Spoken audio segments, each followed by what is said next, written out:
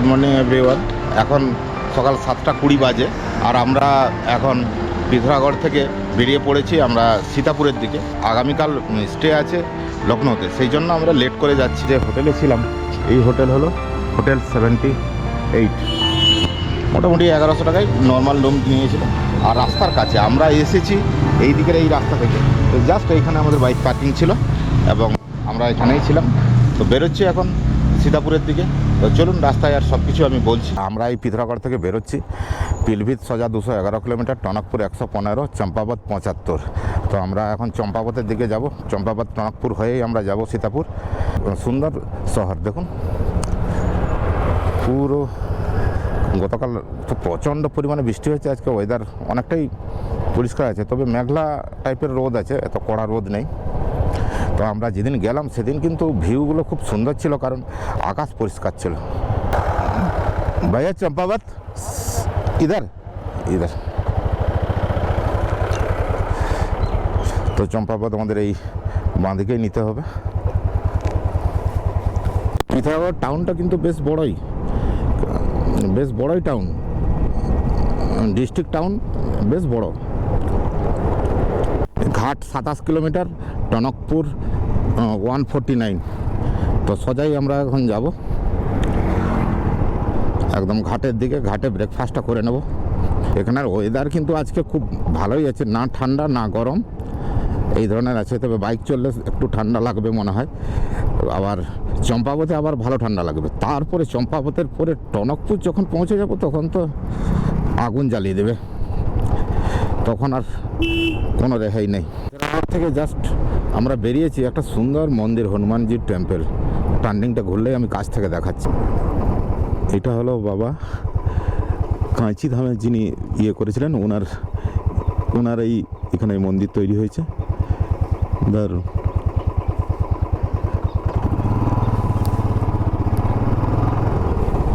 কাঁচি ধামে এই বাবাই কাঁচি ধামে মন্দির আছে। তো খুব জাগ্রত মন্দির, খুব জাগ্রত মন্দির। টাউন থেকে কিন্তু এখন হালকা একটু বেশি ঠান্ডা লাগছে, কেননা যতই হোক ওটা টাউন, আর এটা একদম ফাঁকা ময়দান। গতকাল তো প্রচুর পরিমাণে বৃষ্টি হয়েছে। এখানে অনেক ঝর্ণাও আছে, এখানে খাবার দোকানও আছে, অনেক টুরিস্ট দাঁড়ায়। এখানে একটা মন্দিরও আছে, দেখি। আমরা কিন্তু ঘাটেই খাওয়া দাওয়া করবো, এই মন্দিরটায় প্রণাম করে নিই। প্রচুর ঘন্টিও বাঁধা আছে। তো ঘাট এখান থেকে আর 14 কিলোমিটার। দেরাদুন 473, টনকপুর 131, চম্পাবত 58, লোহাঘাট 45। এখানে খাওয়া দাওয়া পাওয়া যাবে নাকি একটু দেখি, তাহলে এখানে খাওয়া দাওয়াটা করে নেব। আমাদের এই ব্রেকফাস্ট হচ্ছে এই পরোটা, আলু পরোটা, এই সবজি, এটা ছোলার, আর এই পেঁয়াজ আর স্যালাড ফ্যালাড দিয়ে। সুন্দর, একদম সুন্দর লোকেশানটা এত সুন্দর, এখানে যাই খাবার দিক ভালো লাগবে। তো এখন খাওয়া দাওয়া করে নিই। আমরা ভাবছি আর পাহাড়ে আর খাবো না, এখন টনকপুরে গিয়েই খাবো। তার মানে পাহাড় থেকে নেমেই, তো সেই জন্য একটু শক্ত ব্রেকফাস্ট করছি। ব্রেকফাস্ট করে বেরিয়ে পড়লাম, 2টো করে পরোটা খেয়ে নিলাম। আর পাহাড়ে আর কোথাও খেতে হবে না, একদম নিচে নেমে একদম লাঞ্চ করব। আজকে ওয়েদারটা কিরকম মেঘলা মেঘলা আছে, একদম বাইরের ভিউগুলো ক্লিয়ার দেখা যাচ্ছে না, হালকা মেঘলা রোদ আছে আর ধোঁয়া ধোঁয়া চারিদিকে, একদম ফগ টাইপের। সেই জন্য সাইডের এই যে পাহাড়গুলো ক্লিয়ার এত দেখা যাচ্ছে না। এই হলো ঘাট। ঘাটের পরেই এদিকে নৈনিতাল, আলমোড়া চলে গেছে। আমরা যাব বাঁ দিকে, কেননা টনকপুর দিকে যাব বাঁ দিকে, আর আলমোড়া, নৈনিতাল সব ডান দিকে ঘুরে গেছে।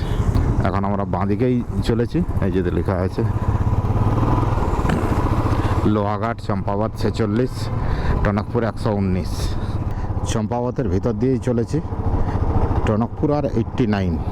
তো টনকপুর মানে আমাদের একদম গরমের জায়গা, একদম প্লেন, পাহাড় শেষ। তো আমাদের এখনও 80 কিলোমিটার মতো, 80-90 কিলোমিটার মতো আমাদের পাহাড়ে যেতে হবে। এই চম্পাবত টাউনটা কিন্তু খুব সুন্দর এবং জায়গাগুলো দারুণ এবং সবুজ, পাইন গাছে ভর্তি একদম।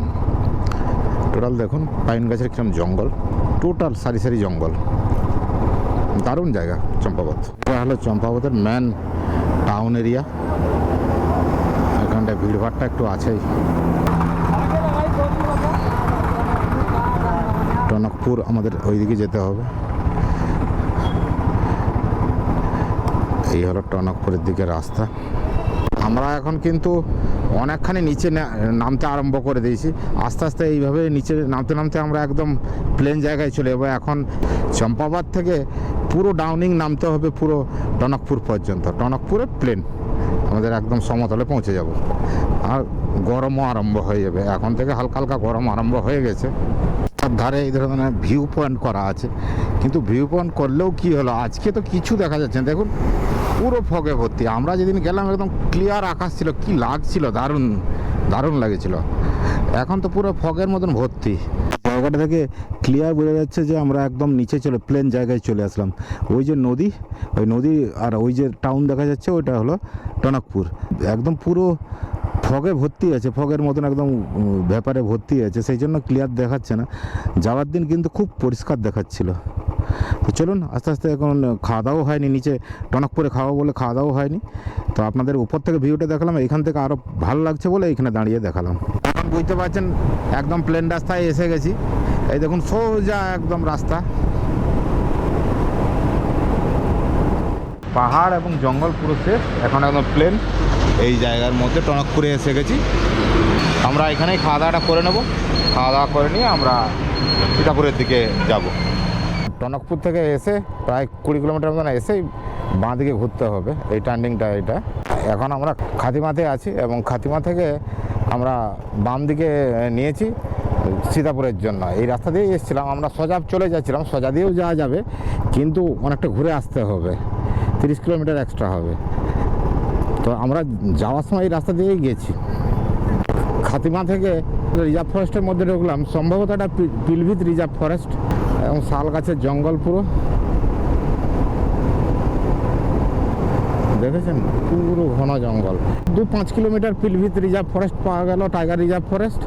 তারপরে আবার জনবসতি, এই যে আখ লাগিয়েছে, আখের জমি, চারিদিকে চাষের জমি। আমরা রাস্তা ভুল করে একটু ভিতরেই এসে গেছি। আমরা আগে একটা নেহার ছিল, ওইটার থেকে আমাদের ডান দিকে যেতে হতো। আমরা অনেকটা চলে এসেছি, তবুও এটা দিয়ে যাওয়া যাবে, আর এতটা রিটার্ন যাব না। তো এখানে এক বৌদি, বাঙালি বৌদিকে পেয়েছি, একটু কথা কথা বলছেন। বৌদি, এই যে এই গ্রামের নাম কি? সুন্দরনগর। আচ্ছা আচ্ছা। তো এই সুন্দরনগরে একটু দাঁড়িয়ে, আর এই কাছেই নেপাল, 100 কদম গেলে নেপাল। হ্যাঁ, মানে এই রাস্তা দিয়ে গেলে নেপাল 100 কদম, ও এই গ্রামটা শেষ হবে নেপাল। ওই যে আম গাছের ওইদিকে ওইটা নেপাল।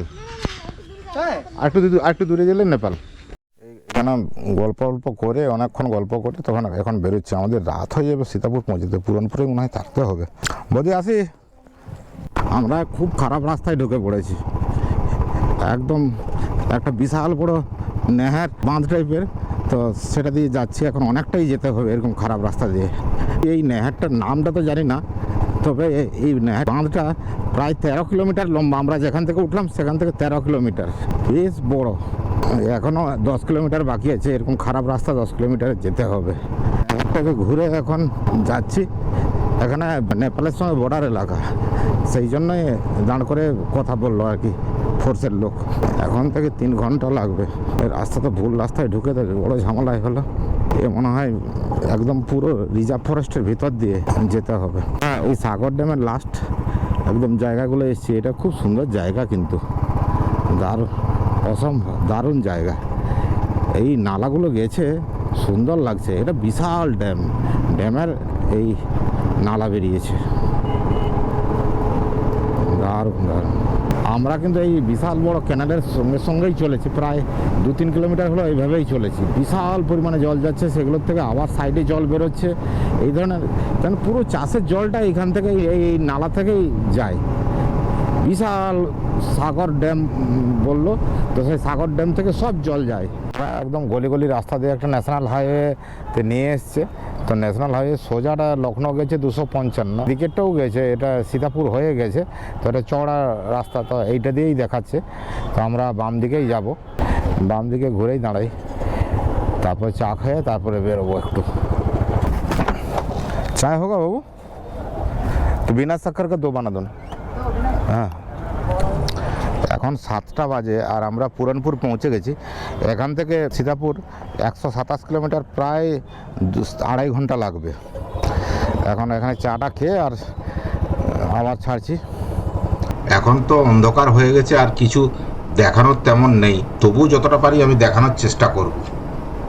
এখান থেকে লখিমপুর 60 কিলোমিটার, লখিমপুর খেড়ি। তো চলুন এখন লখিমপুরের দিকে। আমরা ভেবেছিলাম সীতাপুর যাব, কিন্তু এখনই প্রায় 9টা বাজতে যায়। তো সীতাপুর যেতে হলে 11টা বেজে যাবে। এত লেট করব না, তার আগেই আমরা লখিমপুরেই হোটেলে থেকে যাব। আমাদের তো লেটের কোনো হিসেব নেই, এখন প্রায় 10টা বাজতে, 10টা 10-15 বাজে। আমরা তেল নিলাম, আবার কাছে ধাবা ছিল, যেমন 10টা বেজে গেছে, খেয়েই নি, একদম সোজা ডাইরেক্ট হোটেলে ঢুকবো, আর তাহলে কোনো ব্যাপার থাকবে না। আজকে কিন্তু সীতাপুর পৌঁছতে পারলাম না, লখিমপুর খেরিতেই থাকবো। আগামীকাল আমরা লখনৌ যাব।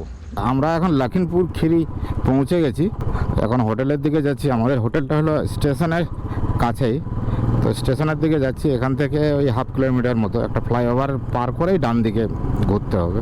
আমরা লখিমপুর স্টেশন পৌঁছে গেছি, জাস্ট ডান দিকে আমরা ঘুরবো। এখন ডান দিকে ঘুরলেই আমরা হোটেল এসে যাবে। Good morning everyone from Lakhimpur খেরি। তো আমরা আছি জাস্ট স্টেশনের সামনে। গত যাওয়ার সময় যে হোটেলে ছিলাম সেই হোটেলেই আছি। তো এই হোটেল রুম তো জাস্ট রাত স্টে করার জন্য, এই হলো রুম। জাস্ট আরম্ভ হতে হতেই শেষ। তো বেড আছে, এসিটা আছে, এসিটা ভালোই ঠান্ডা ছিল, তো এই যা বলতে পারি। তো আজকে আমাদের ডেস্টিনেশন হলো লখনৌ। তো লখনৌতে আজকে থাকবো, এবং বিখ্যাত খাবার আছে সেগুলো খাবো, এবং সেখানে যেগুলো ঘোরার আছে। এখন প্রায় 8টা বাজতে যায়, আমরা এখন বেরোই লখনৌর দিকে। লখনৌ এখান থেকে 132 কিলোমিটার। আমরা এখন লখিমপুর থেকে বেরোচ্ছি। এই হলো লখিমপুর স্টেশন। জাস্ট এই ফ্লাইওভারটার পরেই আমরা সোজা চলে যাব একদম সীতাপুরের দিকে। আমরা এখন চলে এসেছি সেই জাংশনে, যেটা পুরনপুর থেকে যে হাই রোড এসেছে এবং সীতাপুরের দিকে গেছে। জাস্ট পুরনপুর থেকে সোজা যে উপরে ফ্লাইওভারটা গেছে ওটা চলে গেছে, আর আমরা যাব একদম সোজা, এটা সীতাপুরের দিকে গেছে পুরো। এটা সোজা, এটা সীতাপুর। এখান থেকে লখনৌ এই 130 কিলোমিটার মতো। এগুলো পুরো আখের রস তৈরি করা হয়, এবং তৈরি করে মনে হয় এগুলো চিনি ফিনি বা গুড় ফুড় তৈরি করে। পুরো আখের চাষ, যেদিকে তাকিয়ে দেবেন। দেখেছেন এইগুলো আখের ছিবড়াগুলো স্টক করে রেখেছে। এই যে চারিদিকে এই খড়ের গাদার মতো, এই যে আখ এনেছে, এই যে এখানে ওজন হবে, তারপর রস বেরোবে। আমরা সীতাপুর পৌঁছে গেছি। তো সীতাপুর থেকে হালকা বাঁ সাইডের যে রাস্তা, সেটাই যে লখনৌর দিকে যায়। এইটাই হলো লখনৌ রোড, যা একদম ওই 89 কিলোমিটার। এই লখনৌ পৌঁছে যাব। তো আগে কোথাও দাঁড়িয়ে একটু ব্রেকফাস্টটা করব। সীতাপুর পার হয়ে আমরা এখানে একটু ব্রেকফাস্ট করে নিলাম, আর 70 কিলোমিটার বাকি আছে লখনৌ। ব্রেকফাস্ট করে আবার শুরু করলাম। যদিও আজকে টেম্পারেচারটা অন্যান্য দিনের তুলনায় একটু কম, তবে নিতান্ত কম নয়, বেশ ভালোই টেম্পারেচার আছে। লখনৌ ঢুকতে এখনও আমাদের হলিডে হোম পৌঁছতে 18 কিলোমিটার বাকি আছে। এখন 11টা বাজে, আমরা 11:30 দিকে ঢুকবো। আমরা প্রায় লখনৌ টাউনের ভিতরে ঢুকে গেছি। তো আমাদের যেতে হবে মেন একদম লখনৌর ভিতরেই আমাদের হলিডে হোম। তো চলুন, এখন গরমের মধ্যে জাম খেতে খেতে যেতে হবে। এখনও 20 মিনিট লাগবে। আমরা একদম হলিডে হোমের কাছেই এসে গেছি, জাস্ট আর একটু। আমাদের হলিডে হোমে পৌঁছে গেছি। আমাদের হলিডে হোমে এসে গেছি। এই হলো আমাদের হলিডে হোম, আমাদের 102 নম্বর রুম। তো যাই, ব্যালকনি ফ্যালকনি সব কিছুই আছে, একদম ভালো জায়গা। এখন ফ্রেশ হয়ে রেডি হয়ে গেছি এখন বড় ইমামবাড়া দেখতে যাওয়ার জন্য। তারপরে যাব রুমি দরওয়াজা। এই দুটো দেখে খাওয়া দাওয়া করবো, একটু কেনাকাটি করে চলে আসবো। এই হলো আমাদের হলিডে হোম। টোটাল এইটা হলো আমাদের হলিডে হোম। তো আমরা এখন বেরোচ্ছি। এখন কটা বাজে গো? 1:15 বাজে বেরোচ্ছি এখন। আমরা এখন এসে পৌঁছে গেছি বড় ইমামবাড়া। এই হলো বড় ইমামবাড়া। তো আমরা হেঁটে হেঁটে যাচ্ছি এখন ইমামবাড়ার দিকে। তো চলো। इसको बोलते हैं नौबत खाना। इसको नौबत खाना यहाँ ये है। नवाब राष्ट्रपति आते थे, उनके वेलकम के लिए ढोल नगाड़ा बजता था, शहनाई। अच्छा अच्छा। इसको भी बोला था म्यूजिक सिस्टम। अच्छा अच्छा सामने गेट देखिए, इसको हाँ। बोलते हैं रूमी गेट। ये है रूमी गेट। यहाँ इधर से देखिए 4 माले की बिल्डिंग दिख रहा हाँ, है। हाँ। इस गेट को आगे कुछ साइड से जाके देखिए सिंगल गेट दिखेगा, बड़ा एक गेट। अच्छा अच्छा जो अच्छा आपने कलर फिल्म देखी है ना सनी वाली, उसमें जो हाँ। लाहौर गेट दिखाया पाकिस्तान हाँ में, हाँ यही है। हाँ हाँ इधर से इसको पाकिस्तान दिखा, उधर से हिंदुस्तान। আচ্ছা আচ্ছা আচ্ছা ঠিক আছে চলে আমরা এখন ঘোড়া গাড়িতে 100 টাকায় ঘোরাবে টোটালটা ঘোরাবে একটু ঘুরে নিই তো এই ঘোড়া গাড়ি আমাদের ছাড়লো এখন টোটাল ঘোরাবে এখন এটা इसको क्या दरवाजा बोलते हैं रूमी दरवाजा। रूमी दरवाजा थोड़ा बोल बिल्डिंग दीजिए एक है, नक्शे दो हैं। दो है ये 4 मंजिल है, हाँ। 3-4 फ्लोर है, हाँ। 3 गेट है। हाँ। अब उधर से देखेंगे तो एक ही मंजिल होगा। एक ही मंजिल यहाँ से तो एक ही दरवाजा दिखा रहा है ये देखो लौंग का डिजाइन है, हाँ हाँ लौंग के बीच में ये पान के पत्ते बने हुए। हाँ पान के पत्ते जैसे हम लोग कुर्ता पहनते हैं उसका भी डिजाइन देखो, गले पे काम है। हाँ हाँ अब इसको उल्टा कर दो, कुर्ते का गला हो गया। अच्छा कुर्ते रूमी का दरवाजा। रूमी दरवाजा ये नींबू पारिक है। ये क्या है ये नींबू पारिक है, नवाबों टाइम में नींबू का बाग था जी। नींबू का बाग था ये नींबू का बाग था। अच्छा अच्छा इधर अच्छा में आपका गुलाब पारिक है, गुलाब पारी वो गुलाब पारिक बोलते हैं। अच्छा अच्छा अच्छा ये वाला गुलाब पारी कहाँ से आया? ये लखनऊ नहीं, पुराना नाम है इसका लखनपुर। लखनपुर। हाँ। वो क्या है ये घंटा घर है, पहले जमाने में घड़ियाँ नहीं थी, लोग टाइम देख के जाते हैं। अच्छा हर घंटे पे घंटा बजता था। अच्छा हर घंटे पे घंटा बजता था पहले किसी जमाने में हाँ सोने की चिड़िया हुआ करती थी। वो सोने का चिड़िया अच्छा ऊपर में जो हवा का जैसा बोलता है वो सोने का चिड़िया था किसी जमाने में এটা হলো ঘন্টা ঘর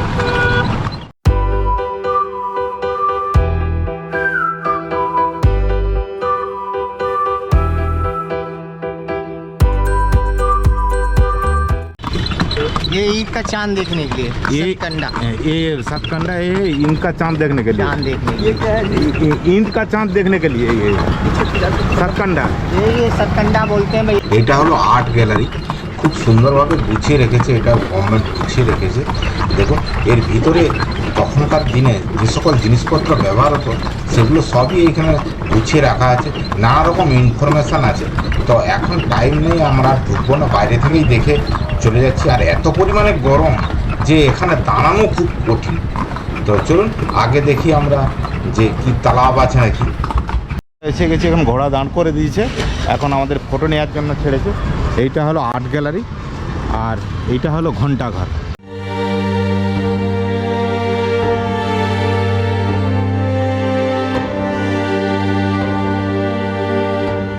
আমরা এখন এসে পৌঁছে গেছি শাহী তালাবের কাছে জাস্ট আর্ট গ্যালারির পিছনেই এই শাহী তালাব এখানে সব স্নানের জায়গা ছিল পুরনো দিনের সব কিছুই ব্যবস্থাপনা খুব ভালোভাবে ছিল দেখুন কত বড় তালাব এটা হলো শাহী তালাব আমরা এখন চলেছি চিকেন কারি যে কুর্তি হয় তো সেই কুর্তি যেখানে বানানো হয় এবং যেখানে সেল করা হয় তো সেই সব জায়গা তো এইদিকে এখান থেকেই ডান দিকে বেঁকে যেতে হয় তো চলুন আমরা এখন সেখানে কিছু শপিং করবো क्या क्या फेमस था यहाँ का घूमने का भूल भुलैया है, बैठने का घोड़ा गाड़ी है, हाँ खाने की रेवड़ी है, हाँ खाने का टुंडे कबाब, हाँ पहनने के लिए नकलो कुर्ते पजामे। ये है फेमस जी, गानों सुनने के लिए मुजरा था, मुजरा खत्म हो गया। अच्छा अच्छा तो अभी जा रहे हैं क्या ये चिकन फैक्ट्री ये चिकन फैक्ट्री जा रहे हैं जहाँ कुर्ते उर्ते बनते भी हैं और बिकते हैं। अच्छा अच्छा अच्छा ये नींबू पारी थे, नवाबों ये- टाइम में नींबू का बाग था जी, ये नींबू का बाग था नींबू का बाग। हाँ, नींबू का देखिए अभी लिखा हुआ है, ले लीजिए। अच्छा अच्छा আমরা এখন এসে পৌঁছে গেছি একটা বিখ্যাত কুর্তির দোকানে তো এখানে কিছু কেনাকাটা করবো বিশাল বড় শোরুম বেশ বড় এখন আমরা কিন্তু কেনাকাটায় ব্যস্ত বেশ অনেক কুর্তি দেখাচ্ছে কিন্তু একটু কস্টলিও আছে তবে কিছু তো নিতে হবে না নিলে হবে না আমাদের বাইরে সব কিছু দেখা কমপ্লিট এখন আমরা আবার রিটার্ন যাচ্ছি বড় ইমামবাড়ার দিকে তো প্রথমে একটু চা খেয়ে নেবো তারপর বড় ইমামবাড়ায় ঢুকবো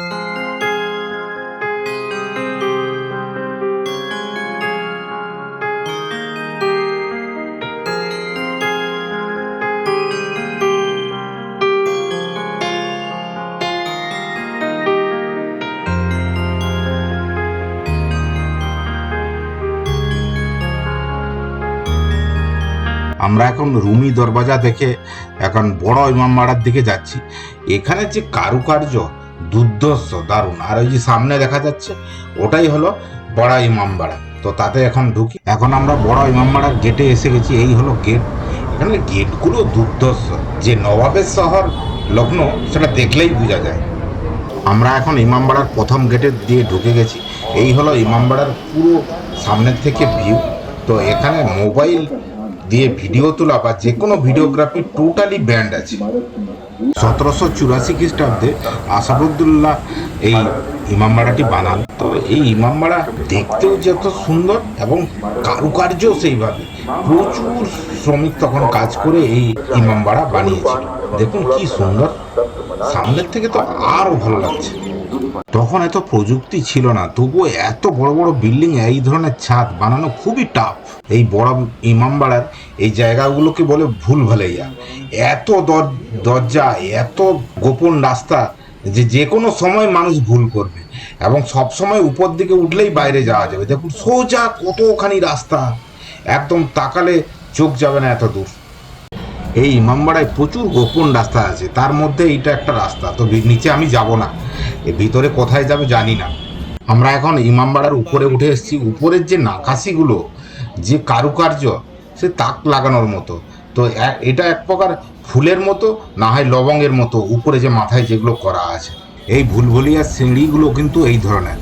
এই যে উঠছি আমরা একদম সব থেকে টপমোস্ট জায়গা যেটা এই ইমামবাড়ার, তো তাতে উঠছি। তো সেখান থেকেও আপনাদের পুরো টোটাল লখনৌর ভিউটা আমি দেখাবো। আমরা কিন্তু এখন উঠে এসেছি ইমামবাড়ার সব থেকে উঁচু জায়গায়। তো এর পুরো যে বাউন্ডারিটা, পুরোটা কী ধরনের কাজ করা আছে দেখুন, কি সুন্দর কাজ করা আছে চারিদিকে। এদিক থেকে দেখুন প্রত্যেকটা, তার মানে দেওয়ালে প্রত্যেকটা কিছু না কিছু কাজ করা আছে, সুন্দর। দেখুন এদিকটাও সেইভাবে। আর এদিক থেকে লখনৌ টাউনের কিছু অংশ দেখা যায়। দেখুন এই ইমামবাড়া তো অনেক উঁচু, তো তাই বেশ কিছু জায়গা লখনৌর দেখা যায় এই জায়গা থেকে। খুব সুন্দর লাগছে ভিউটা।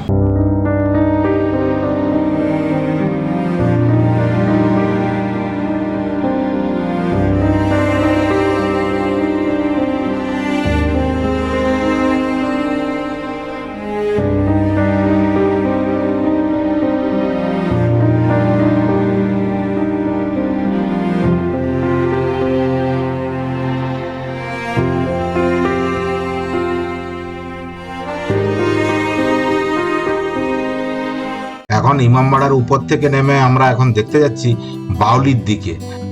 আমরা এখন বাউলি দেখার জন্য একটা গেট দিয়ে ঢুকেছি। তো এখানে খুবই ক্যামেরার রেস্ট্রিকশন, খুব তার মানে লুকিয়ে চুরিয়ে একটু ভিডিও করা যায়।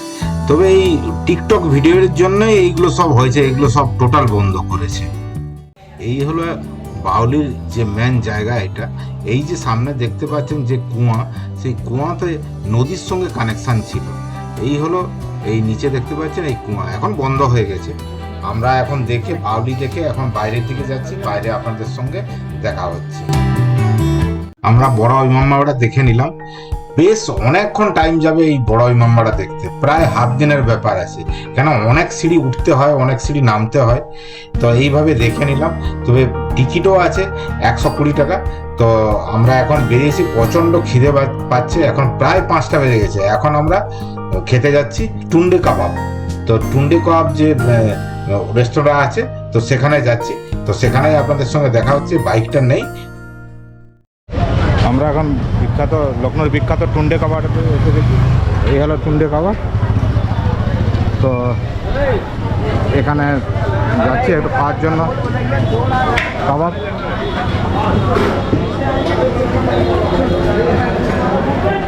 এই লখনৌর টুন্ডে কাবাবের সব থেকে বিখ্যাত হলো মটন গালাডি কাবাব। গালাডি কাবাব আমরা অর্ডার করেছি, এখন খাচ্ছি। এরপরে যা ভালো লাগবে তা অর্ডার দেব। এখন অর্ডার করেছি মটন কর্মা আর পরোটা, খুব টেস্টি কিন্তু হয়। তো দেখি খেয়ে দেখি কী ধরনের টেস্ট। হ্যাঁ দারুণ, ভালো টেস্ট, দারুণ দারুণ। তো এখন খাওয়া দাওয়া করে নিই, তারপর আপনাদের সঙ্গে কথা বলছি। আমাদের খাওয়া দাওয়া কমপ্লিট। বিলও কিন্তু খুব একটা বেশি হয়নি। দোকানটা কিন্তু খুব চলে, দারুণ, খুব ফেমাস দোকান। তো খুব খাওয়া দাওয়া হয়ে নিয়েছি, পেট ভারী হয়ে গেছে। এখন সোজা রুমে যাব, তো যাওয়ার সময় হাজি কাবাব এখানে বিখ্যাত, সেটা নিয়ে যাচ্ছি। তো আর আমি ভিডিও বাড়াচ্ছি না, এখানে আমার ভিডিও শেষ করলাম। দেখা হবে নেক্সট ব্লগে, বাই।